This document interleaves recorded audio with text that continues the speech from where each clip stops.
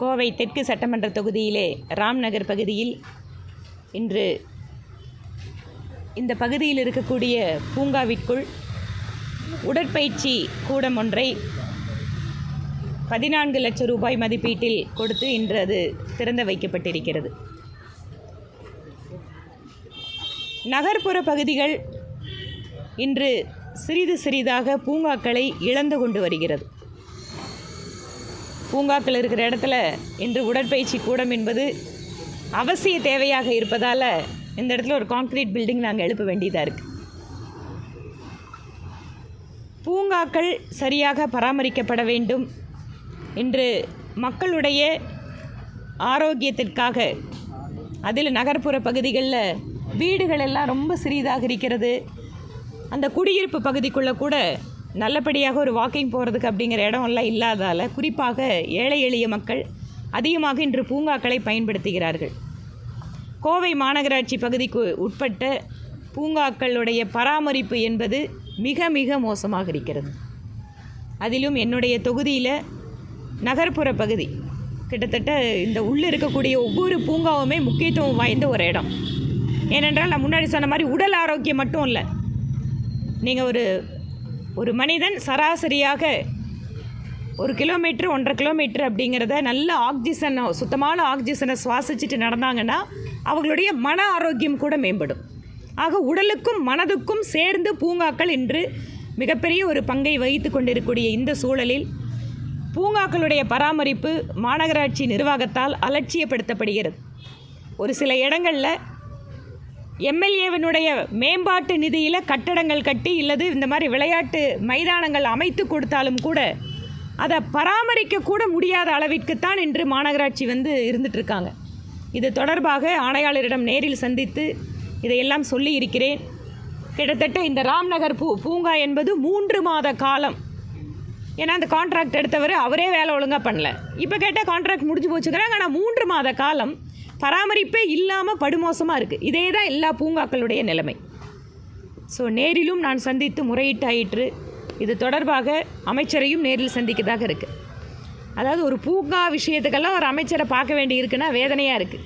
ஆனால் அதே சமயம் இந்த மாதிரியான பொது இடங்கள் மிக மோசமாக பராமரிக்கப்பட்டால் அது மக்களுக்கு ஒரு மிகப்பெரிய இடர் கொடுத்துட்ருக்கு. ஒரு சில இடங்களில் அங்கே இருக்கக்கூடிய வாக்கர்ஸ் அசோசியேஷன், அங்கே இருக்கக்கூடிய பக்கத்தில் இருக்கிற குடியிருப்பு வாசிகளை எல்லாம் என்கரேஜ் பண்ணிகிட்டே இருக்கேன். நீங்கள் உங்கள் அசோசியேஷனாக சேர்ந்து இதை பராமரிப்பு பண்ணுங்கள், உங்களுக்கே இதை அனுமதி கொடுக்க சொல்கிறோம் அப்படின்னு உள்ளூர் மக்களுடைய பங்களிப்புக்காக நான் முயற்சி நிறைய எடுத்துகிட்ருக்கேன். இவை இல்லாமல் குப்பை அப்படிங்கிறதும் இன்று ஆட்கள் பற்றாக்குறை இருக்கிறதால 4 நாளைக்கு ஒரு தடவை 5 நாளைக்கு ஒரு தடவை எடுத்துகிட்டு இருக்காங்க. இங்கு சென்றாலுமே மக்கள் இந்த பிரச்சனையை சொல்லிகிட்டு இருக்காங்க. இதை தொடர்ச்சியாகவும் மாநகராட்சியினுடைய கவனத்திற்கு நான் எடுத்து சென்று கொண்டிருக்கிறேன். இது இல்லாமல் இன்று உக்கடம் பகுதியிலே இதே மாதிரி ஒரு உடற்பயிற்சி கூடத்திற்கு அதற்கு தேவையான அங்கே ஏற்கனவே உடற்பயிற்சி கூடம் இருக்குது, தேவையான கருவிகளை வழங்குகிறேன். மாநகராட்சி நிர்வாகத்தில் இருக்கக்கூடிய பல்வேறு இந்த மாதிரி உடற்பயிற்சி கூடங்கள் பழுதடைந்திருக்கக்கூடிய சூழலில் ஒரு சிலதை எடுத்து நாங்களே அதுக்குள்ளே ஜிம்முக்கான எக்யூப்மெண்ட்ஸ் எல்லாம் போட்டு அங்கே இருக்கக்கூடிய இளைஞர்களுக்கு அந்த உதவியை செய்யணும் அப்படின்னு செஞ்சிட்ருக்குறோம்.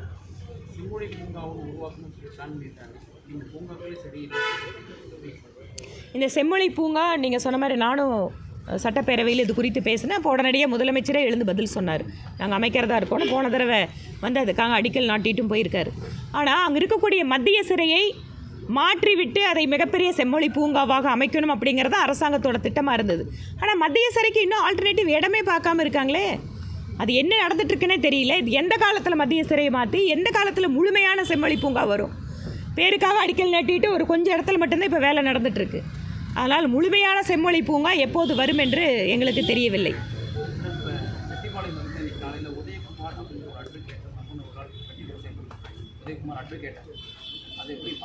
அதான் இப்போ அட்வொகேட்டு, அரசியல் கட்சி தலைவர்கள், நிர்வாகிகள் ஏற்கனவே பெண்கள் மீதான தாக்குதல், பட்டியலினத்தைச் சேர்ந்தவர்கள் மீதான தாக்குதல். திராவிட முன்னேற்ற கழகத்தினுடைய ஆட்சி என்பது எப்போதுமே ரவுடிகளுடைய ஆட்சி தான். இப்போது கூலிக்கு கொலை செய்யக்கூடிய கும்பல்கள் தமிழகத்தில் பெருகி கொண்டிருக்கிறார்கள். கட்டுப்படுத்துவதற்கு எந்த நடவடிக்கையும் கிடையாது. இதை பற்றி கேட்டால் அமைச்சர்கள் அலட்சியமாக பதில் சொல்கிறார்கள். கூட்டத்தை நடக்கிறத தடுக்க முடியுமா? இல்லை மக்கள் தொகை பெருகிடுச்சு, டெக்னாலஜி புதுசாக வந்துடுச்சுன்னு பதில் சொல்லிகிட்டு இருக்காங்க. இதுதான் இவங்களோட பொறுப்பாக இருக்குது. வயநாட்டில் நடந்த சம்பவத்தை அடுத்து பசுமை தீர்ப்பாயம் தமிழக அரசு சில அறிவுரைகள்லாம் கொடுத்துருக்காங்க. தமிழக அரசோட மலையோட பாதுகாப்பு அதை எப்படி நீங்கள் பார்க்குறீங்க? கொடைக்கானல், ஏற்காடு இந்த மாதிரி மலைகள்லாம் இல்லையா? நிறைய இடங்களில் இன்றைக்கு டூரிசம் அப்படிங்கிறது ஒரு பக்கம் பெருகணும் அப்படின்னு முயற்சி எடுக்கிறோம். டூரிசம் பெருகினா உள்ளூர் மக்களுக்கு பொருளாதார வளர்ச்சி வரும், இதன் வாயிலாக புதிய வேலைவாய்ப்பு வரும் அப்படின்னு டூரிஸ்ட்டை இம்ப்ரூவ் பண்ணும்போது இந்த மாதிரி குறிப்பாக மலைத்தொடர்கள், மலை சார்ந்த காடுகள் சார்ந்த பகுதிகளில் தான் இன்றைக்கி டூரிஸ்ட்டுக்கு வந்து போகக்கூடிய நபர்கள் அங்கே தான் விரும்புகிறாங்க. ஏன்னா நகர்ப்புற நெருக்கத்திலிருந்து நல்லபடியாக வெளியில் போயிட்டு வரணுன்னா இந்த மாதிரி இடத்துக்கு ஒரு டிமாண்ட் வருது. அதை பயன்படுத்தி கொண்டு எந்தவித ஒரு முறையான அனுமதி பெறாமல் அதிகாரிகளை கைக்குள் வைத்துக்கொண்டு அல்லது அரசியல் தலைவர்களை எல்லாம் கையில் வச்சுட்டு ரெசார்ட்டு கட்டக்கூடியது, அதன் வாயிலாக முழுவதுமாக இயற்கையினுடைய நலனை புறக்கணிக்கின்ற போக்கு இப்போது தமிழகத்தில் அதிகரித்து வருகிறது. ஊட்டியில் பார்த்தீங்கன்னா இந்த தடவை நாங்கள் டோக்கன் கொடுத்ததுக்கப்புறம், அதாவது பர்மிட் கொடுத்ததுக்கப்புறம் வாங்கன்னு சொல்கிற அளவுக்கு தான் நிலைமை இருந்தது. அது மட்டும் இல்லாமல் ஒவ்வொரு முறையுமே பசுமை தீர்மானம் மாதிரி உயர்நீதிமன்றம் மாதிரி ஒரு சில தீர்ப்புகள் வாயிலாகத்தான் இன்று காடுகளும் மலைகளும் காப்பாற்றப்பட்டு கொண்டிருக்கிறது. அரசுக்கோ அதில் இருக்கக்கூடிய நிர்வாகிகளுக்கோ ஒரு தொலைநோக்கு பார்வையோட திட்டங்கள் இல்லாது மிகப்பெரிய வருத்தம். வயநாடு மாதிரி மேற்கு தொடர்ச்சி மலைத்தொடர் என்பது ரொம்ப பழமையான மலைத்தொடர். அங்கேயே இந்த மாதிரி சரிவுகள் வருதுன்னு சொன்னால் மிக மிக ஆபத்தானது. இது அரசு ஏற்கனவே இருக்கக்கூடிய விதிமுறைகளை சரியாக பின்பற்றுகிறார்களா அப்படின்னு பார்த்தாலே பாதி பிரச்சனை குறையும். கடந்த மாதம் தொண்டாமுத்தூர் 2 நாளைக்கு முன்னாடி கோயம்புத்தூர் ஸ்டூடெண்ட்ஸ் மத்தியில் கஞ்சா போதை வகுப்பறையிலே வச்சு சாப்பிட்டுக்கிறாங்க. நானும் அந்த மீடியாவில் பார்த்தேன். மீடியாவில் குழந்தைங்க ஸ்கூலுக்குள்ளேயே இந்த மாதிரி இருக்கிறது அப்படிங்கிறது, தமிழகம் எங்கே சென்று கொண்டு இருக்கிறது அப்படிங்கிறதுக்கு இதெல்லாம் உதாரணமாக இருக்கிறது. போதைப் பொருளை தடுப்பதற்கு வெறும் உறுதிமொழி எடுத்தால் போதாது. மாநிலத்தினுடைய முதல்வரும் நிர்வாகத்தில் இருக்கக்கூடியவர்களும் போதை எதிர்ப்புக்கான உறுதிமொழியை எடுத்தால் போதாது, உறுதியான நடவடிக்கை வேண்டும். முடிஞ்சுதான், வேற ஒன்றும் இல்லையே. 100 நாளில் நாற்காலி